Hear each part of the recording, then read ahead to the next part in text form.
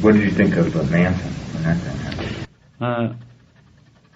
I don't know what I thought when it happened. I just think a lot of the things he says are true. That he's a child of the state, made by us. And he took their children in when nobody else would, is what he did. But of course he's cracked, all right. But what was your feelings when he tried to say, well, he was helter-skelter? Well, he's balmy. He's like any other Beatle kind of fan who reads mysticism into it. I mean, we used to have a laugh putting this, that, and the other in a light-hearted way that some intellectual would read as some symbolic youth generation what's it. But we also took seriously some part of the role, you know. But I mean, I don't know what's helter-skelter got to do with knifing somebody. You know, I've never listened to the words properly. Helter-skelter, it was just a noise, you know.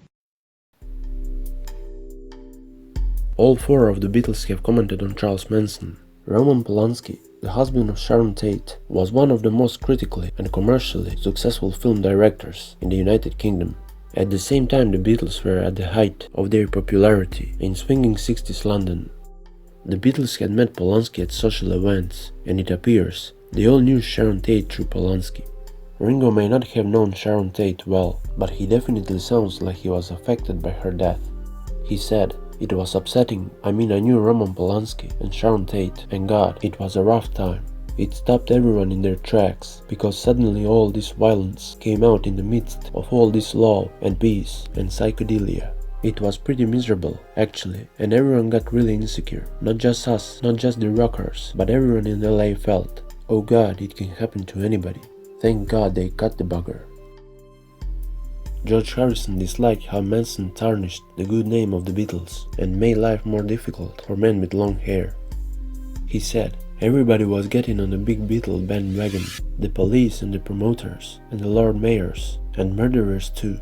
The Beatles were topical, and they were the main thing that was written about in the world, so everybody attached themselves to us, whether it was our fault or not.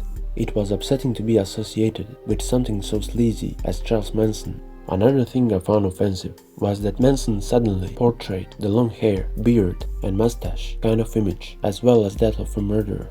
Up until then, the long hair and the beard were more to do with not having your hair cut and not having a shave, a case of just being a scruff or something. We also have indirect evidence that George Harrison was quite horrified that Manson may have used Harrison's song Piggies as a justification for the Tate LaBianca murders. Rosemary and Lennon LaBianca were both stabbed to death with forks. Some believe that this was reference to Harrison's satirical lyrics about piggies clutching forks and knives to eat their bacon. When Vincent Bugliosi asked Harrison for permission to quote the lyrics to Piggies in the book Helter Skelter, Harrison refused. In addition, when the 1970s TV movie version of Helter Skelter was made, the producers could not get permission to use the Beatles' recording of Piggies, but had to rely on a recording made by the Sound-Alike group. Paul McCartney was largely dumbfounded that Manson had come up with this elaborate theory that matched up the Beatles' White Album with the Book of Revelation in the Bible, because McCartney had never even read the Book of Revelation. Charles Manson interpreted that Helter Skelter was something to do with the 4 horsemen of the apocalypse. I still don't know what all that stuff is. It's from the Bible, Revelation. I haven't read it, so I wouldn't know. But he interpreted the whole thing that we were the 4 horsemen, Helter Skelter the song, and arrived at having to go out and kill everyone. Another reason McCartney was totally flabbergasted at being associated with Manson is that the title of Helter Skelter isn't a reference to disorder or chaos, but is actually a British slang term for playground or amusement park slide. Finally, John Lennon's response to Charles Manson was to point out that at least Manson wasn't inspired by any of his songs. All that Manson stuff was built around George's song about pigs, and this one, Helter Skelter, Paul's song about an English fairground. It has nothing to do with anything, and least of all to do with me. Lennon also said, Manson was just an extreme version of people who came up with Paul is dead thing, or who figured out that the initials to Lucy in the Sky with Diamonds were LSD and concluded I was writing about acid.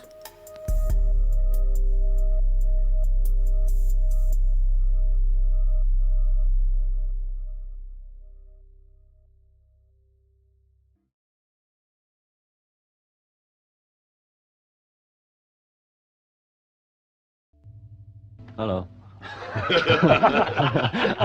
That was Ringo, folks. Well, what can I say? And goodbye You from all of know. us. Well, this is Ringo. Everyone seems to have said everything here, so I'll just sign off by saying cheerio and best of luck from the Beatles.